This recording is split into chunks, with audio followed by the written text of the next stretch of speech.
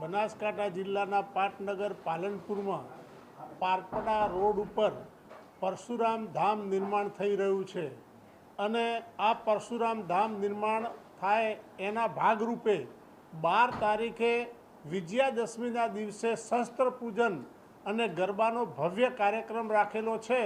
तो सौ ब्राह्मण भगिनीओ भाईओ बहनों ने आ कार्यक्रम में जोड़ावा माटे जाहेर आमंत्रण आपीए छीए अने कलो युगे संघर्ष शक्ति ए सूत्र ने सार्थक करवा माटे मोटी संख्या में तमाम भूदेवो आ कार्यक्रम में भाग ले एवं आयोजकों वती आप सौने जाहेर आमंत्रण पाठवीए छीए।